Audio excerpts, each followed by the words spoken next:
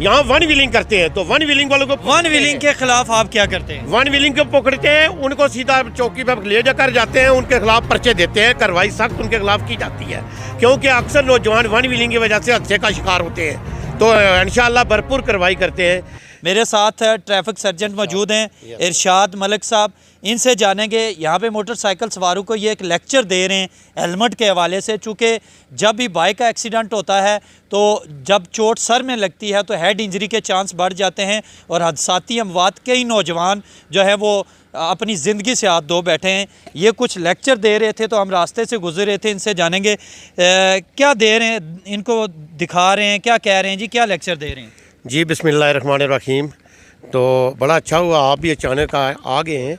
तो मैं यहाँ पे इसलिए खड़ा हूँ कि ये जो मोटरसाइकिल वाले जवान हैं, इनसे मैं यही गुजारिश करना चाहता हूँ कि आप जब भी घर से निकलें तो अपना हेलमेट पहने, लाइसेंस अपने पास रखें। अगर आपके पास हेलमेट नहीं है तो आप अपने वालिदैन को कम अज़ कम ये कहें कि हमें हेलमेट दिया जाए, हम स्कूल जाते हैं।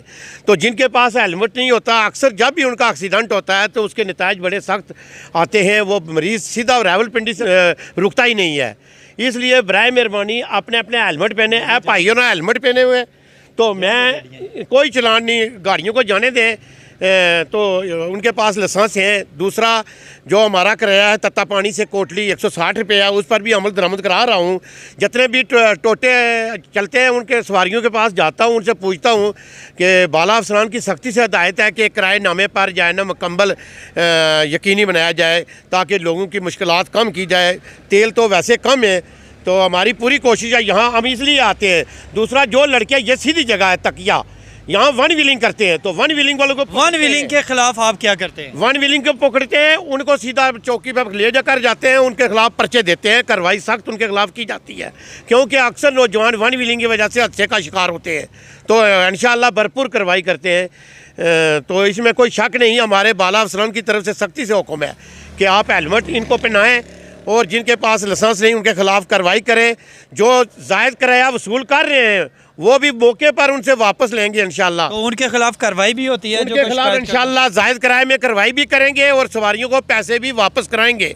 मैंने तमाम जो टोटे मेरी हदूद के अंदर चल रहे हैं उनको मैंने बता दिया कि 160 रुपया किराया है तत्ता पानी से कोटली का, तो इस पर सख्ती से अमल दरामद कराएंगे इंशाल्लाह। जी हमारे साथ एक शहरी भी मौजूद हैं। अच्छा ये बताएं जी कि आपने हेलमेट नहीं पहना हुआ, चूँकि हेलमेट ज़िंदगी के लिए बहुत ज़रूरी है। जब आप गिरेंगे तो सर में चोट लगेगी, ख़ानदान वाले भी परेशान होंगे, वालिदैन भी परेशान होंगे, और ज़िंदगी एक अनमोल नियामत है, एक ही दफ़ा मिलती है।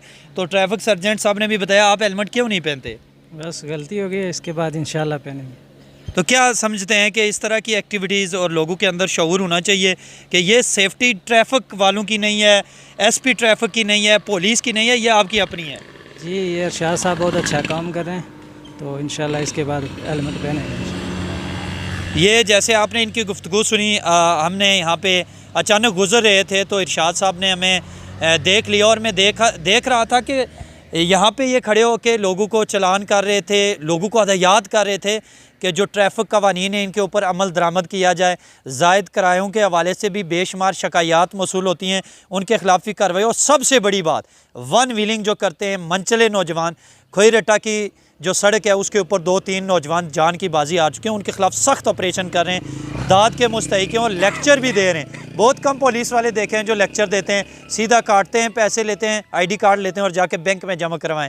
इस तरह के पुलिस ऑफिसर होने चाहिए जो गाइडलाइन देते हैं और शऊर दें कौम को, और वो कौम तरक्की की मनाजिल तय करें। मिलेंगे किसी नए प्रोग्राम के साथ, मुझे दीजिए इजाज़त। अल्लाह।